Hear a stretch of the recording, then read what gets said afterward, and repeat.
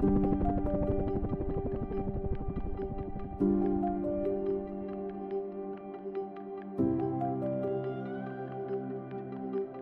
မာနိုင်ငံတွင်စစ်အာဏာသိမ်းပြီးနောက်ပိုင်းစစ်အုပ်စုရဲ့လေကြောင်းအုံပြုတိုက်ခိုက်မှုနှုန်းတွေဟာတစ်နှစ်ထက်တစ်နှစ်ပိုမိုမြင့်တက်လာတာနဲ့အမျှ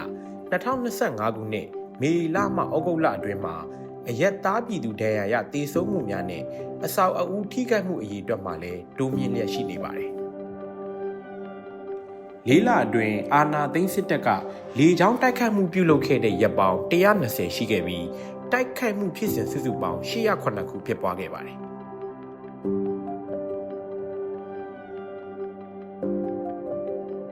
တရက်မှာလေကြောင်းတိုက်ခိုက်မှုဖြစ်စဉ်အနည်းဆုံး9ခုထိရှိခဲ့ပါတယ်။မန္တလေးဒေသမှာလေကြောင်းတိုက်ခိုက်မှုအများဆုံးဖြစ်ခဲ့ပြီးသေဆုံးသူ155ဦးဒဏ်ရာရသူ313ဦးထိရှိခဲ့ပါတယ်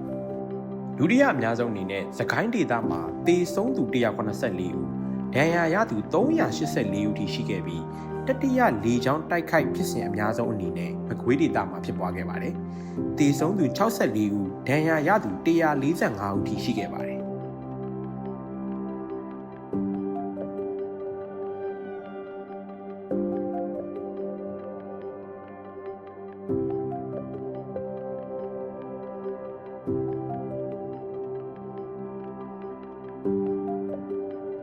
သေဆုံးသူများတဲ့တွင်ကလေး109ဦးအမျိုးသမီး169ဦးနဲ့အမျိုးသား201ဦးပါဝင်ခဲ့ပါတယ်။အမှန်တကယ်သေဆုံးသူအရေအတွက်မှာပိုမိုများပြားနိုင်ပါတယ်။နိုင်ငံအတွင်းအပြစ်မဲ့အရပ်သားနေအိမ်တွေစာသင်ကျောင်းတွေဆေးရုံတွေနဲ့ဘုရားကျောင်းတွေကိုပြစ်မှတ်ထားတိုက်ခိုက်ခံခဲ့ရပါတယ်။လေးလအတွင်းစစ်ကောင်စီရဲ့လေကြောင်းတိုက်ခိုက်မှုတွေကြောင့်ဘာသာရေးအဆောက်အဦ66ခုစာသင်ကျောင်း46ခုနဲ့ဆေးရုံဆေးခန်း17ခုဖျက်ဆီးခံခဲ့ရပါတယ်။စစ်အုပ်စုဟာလေယာဉ်အပြင် drone နဲ့ engine တက်လေထီးတို့ကိုအသုံးပြုကာပြည်သူများကိုပြစ်မှတ်ထားတိုက်ခတ်ခဲ့ပါတယ်။ drone တိုက်ခိုက်မှုဖြစ်စဉ်68ခုရှိခဲ့ပြီးသေဆုံးသူ69ဦးဒဏ်ရာရသူ122ဦးရှိခဲ့ပါတယ်။ engine တက်လေထီးတိုက်ခိုက်မှုဖြစ်စဉ်89ခုမှတ်တမ်းရရှိခဲ့ပြီးသေဆုံးသူ34ဦးဒဏ်ရာရသူ59ဦးထိရှိခဲ့ပါတယ်။2021ခုနှစ်အာဏာသိမ်းချိန်မှစပြီးလေကြောင်းတိုက်ခတ်မှုဖြစ်စဉ်အရေအတွက်ဟာတစ်နှစ်ထက်တစ်နှစ်ပိုတိုးလာခဲ့ပါတယ်။2021မှာလေကြောင်းတိုက်ခတ်မှုဖြစ်စဉ်85ခုရှိခဲ့ရာက2024မှာတော့2500ကျော်အထိတိုးတက်လာခဲ့ပါတယ်။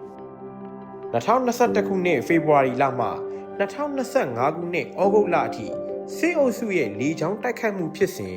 9889ခုထိရှိခဲ့ရာအရက်သားပြည်သူ3449ဦးသေဆုံးခဲ့ရပြီး6089ဦးထိခိုက်ဒဏ်ရာရခဲ့ကြပါတယ်။